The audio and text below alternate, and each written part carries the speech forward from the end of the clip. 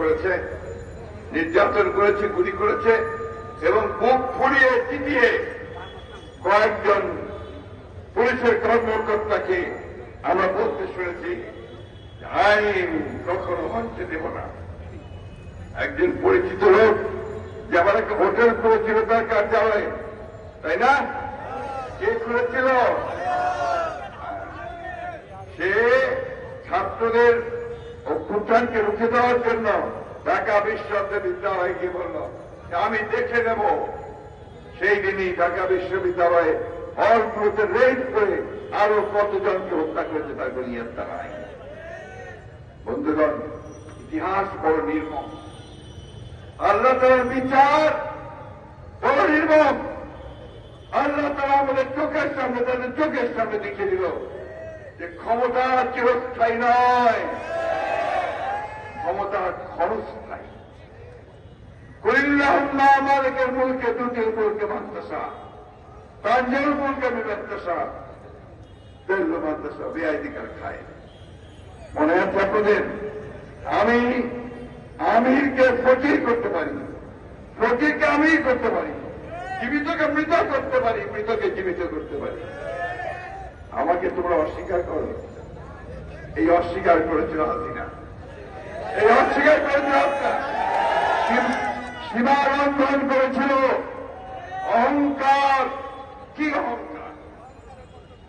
আমার মনে আছে এখন আপনার 2014-তে যখন সমগ্র দেশ চাচ্ছিল যে নির্বাচনটাকে স্থগিত করে দিয়ে বিএনপির সঙ্গে আলাপ করে কেয়ারটেকার গভর্নমেন্টের নির্বাচন হোক, তখন তিনি একই অবস্থা নিয়ে সবাইকে একেবারে অসম্মান করেছিলেন। তখন একটি ইংরেজি পত্রিকার দৈনিকের হেডলাইন ছিল অ্যারোগেন্স ভেঞ্জিয়েন্স, অর্থাৎ সেই অহংকার, অহংকার আর হচ্ছে প্রতিশোধ। শেষ মুহূর্ত পর্যন্ত তার মুখ দিয়ে সেই প্রতিশোধের জিঘাংসায় স্পষ্ট উঠতে বন্ধ। আল্লাহর কি হুকুম দেখেন, তাকে তাকেই একেবারে পালিয়ে যেতে হলো আবার সেই জায়গায় যেখানে তার গোলা পোতা আছে। বন্ধুগণ, আমি সেই জন্যই বলছি আওয়ামী লীগারদেরকে যে এখনো সময় আছে, আপনারা আর ঝামেলা করেন না,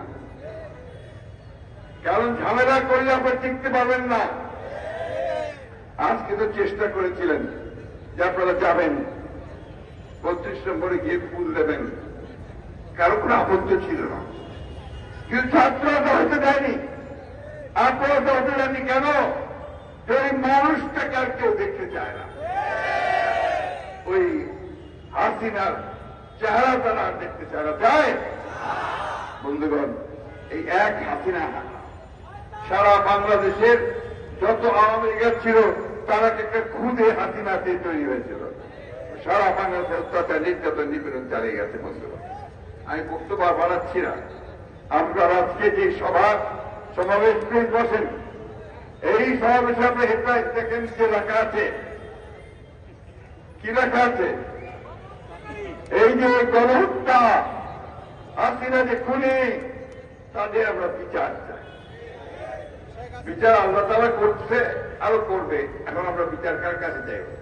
আমরা চাই এই সরকার, যারা হচ্ছে ইন্টারিম সরকার, অন্তর্বর্তীকালীন সরকার, যাদের উপরে জনগণ আস্থা দিয়েছে, একটু স্বস্তি ফিরিয়ে নিয়ে এসে তারাও নির্বাচন দেবে, একটা সুস্থ অবাধ নির্বাচন দেবে।